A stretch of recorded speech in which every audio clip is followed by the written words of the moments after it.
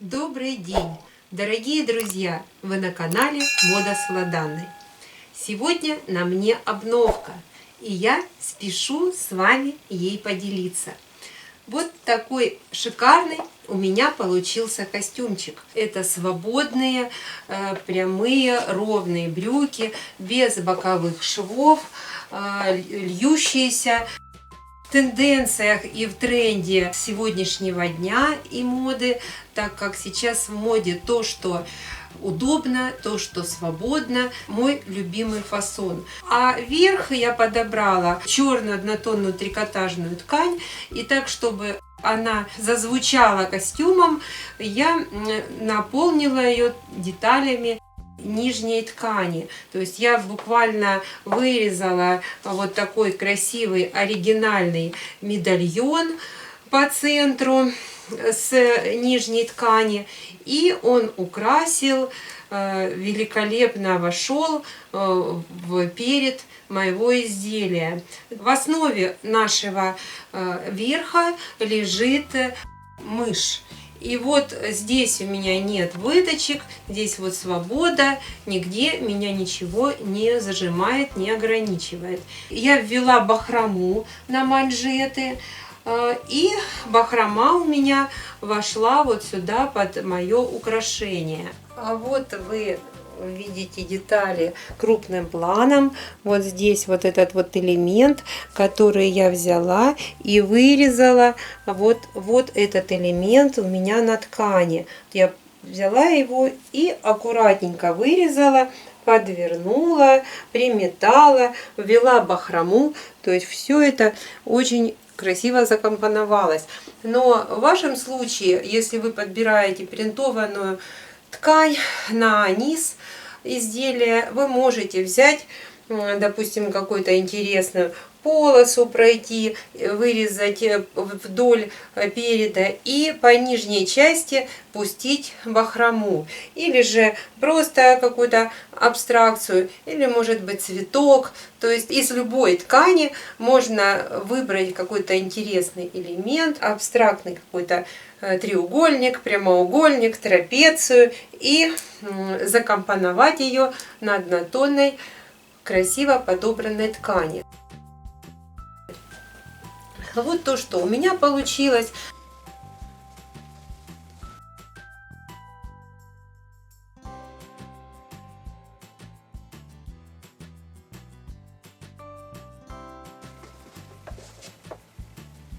Вырез на нашей блузе прямоугольное каре.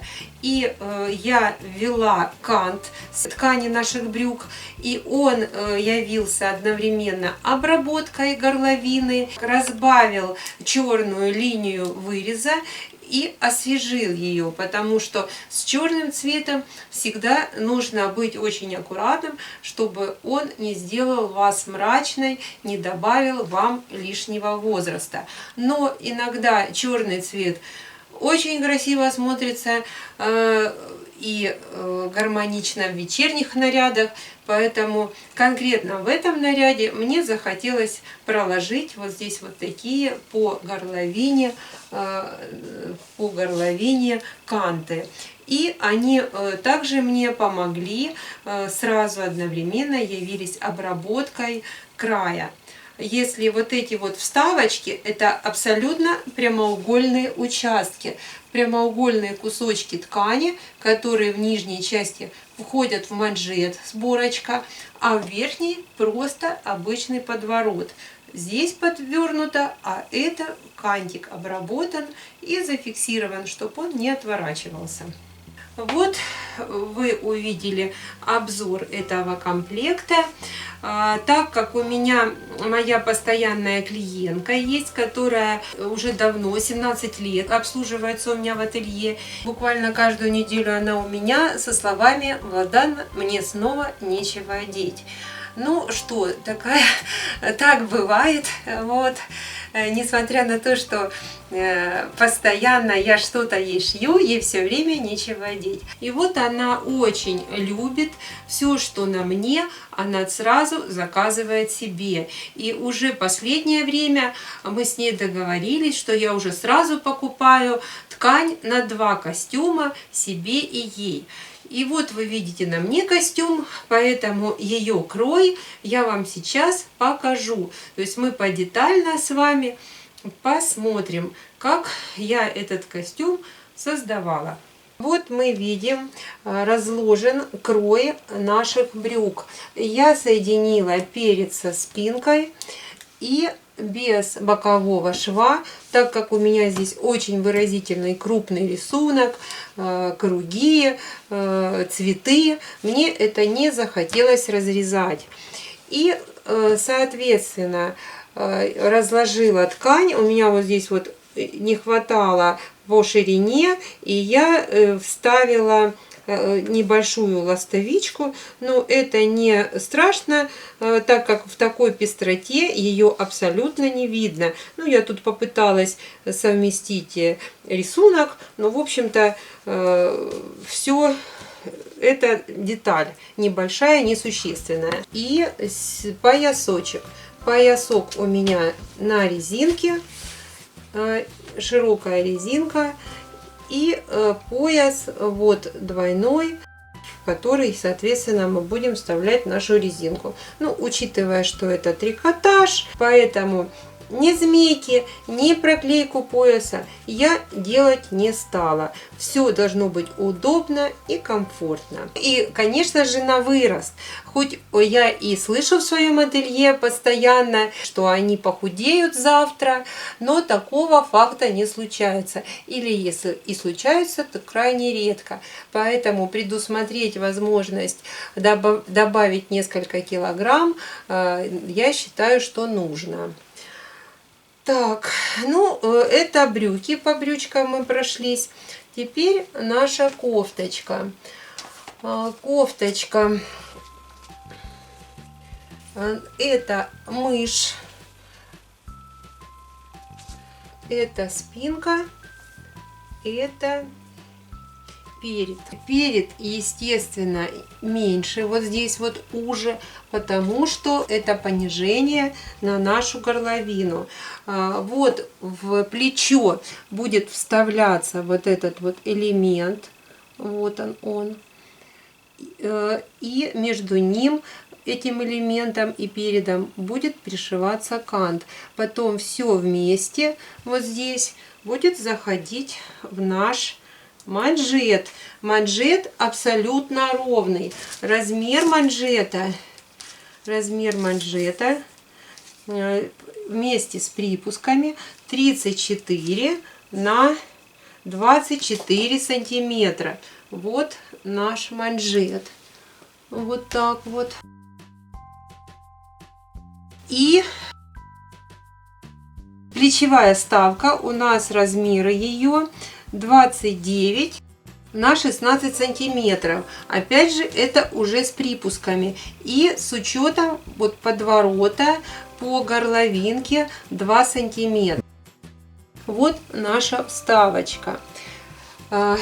Теперь ширина конкретно вот для меня нашей кофточки 54 размера с припусками 61 сантиметр.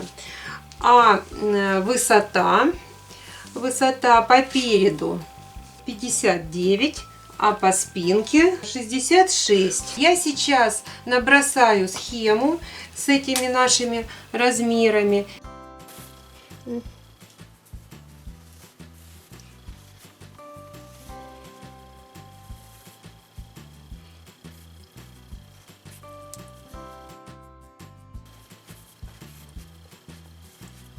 Кстати, вот здесь мой овал находится, а вы можете, к примеру, пройти какой-то такой интересной полосой. Или же, там, допустим, ровная полоса прошла, а здесь ставили бахрому. И получилось тоже очень даже неплохо. Можно где-то вырезать в этой вставке круг. То есть можно здесь уже проявлять свою фантазию, как соединить низ с верхом. Так, теперь я сейчас проставлю размеры в верхней части по нашим плечам и по рукаву 76 сантиметров. То есть вот эта вот часть 76 сантиметров. Наша плечевая вставочка 29 сантиметров.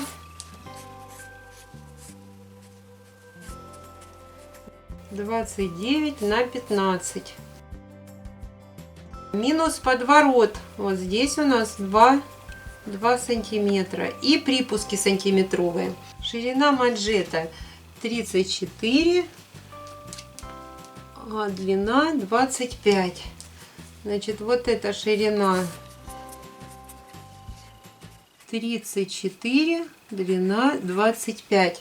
Я специально проговариваю все размеры, потому что у меня поступали от вас просьбы дополнительно называть вслух размеры. Высота нашего переда 59. Вы подворачиваете, ну, в характере, допустим, чтобы у вас везде прошел один подворот, но вот здесь вот 2 сантиметра или 2,5 даете на подворот. Так, а по спинке у нас 66. Ширина нашего переда и спинки, она у меня одинаковая, 60 сантиметров. Вот здесь 60 сантиметров. И плавно мы выходим, наша мышь. Но сейчас я вам еще и замерю эти размеры. По переду, перед вот здесь вот этот участок 15 сантиметров, а по спинке 22. Так, но вы должны на себе это все уточнить. То есть вы можете сделать вот эту плечевую вставку больше, посмотреть, может быть, вам не захочется так, как на мне, а захочется там ниже, выше. Опять же, я дала на свой 54 размер, она на мне свободна, этот костюм, поэтому вы можете на себя делать ваши основы, ваши лекала, адаптировать под мой фасон. Если у вас такой же размер, как у меня, вот они на схеме. Если у вас какие-то другие нюансы, пожалуйста, адаптируйте, добавляйте, уменьшайте. Это уже все индивидуально. Брюки могут быть немножко уже. Здесь у меня вот он мой вырезан красивый цветочек, который вот здесь вот я планирую пришивать. Естественно, вот это все надо предварительно заметать, подворотик. Можно проклеить тоненькой клеевой на шовал, не проклеивая припуски, чтобы припуски потом у вас аккуратненько, мягенько загнулись. И приметать все это, прогладить, чтобы у вас был заготовлен этот элемент. Потом на этот элемент вот у меня есть бахрома. Видите, вот такая бахрома обычная. Я, естественно, срезала вот эту всю лишнюю часть. Оставила только вот нижнюю полосочку, на которой непосредственно держатся эти ниточки. И ее зигзагом настрочила на наш кружочек, и потом все вместе с кружочком я пристрочила уже к переду. Ну, можно, в общем-то, на нашей бахроме вот здесь дополнительно бусинки вставить, а можно, то есть тут можно еще дополнительно, там длиннее эту бахрому взять. Но вот у меня была на карантине конкретно вот такая под рукой бахрома, так как магазины с фурнитурой сейчас недоступны.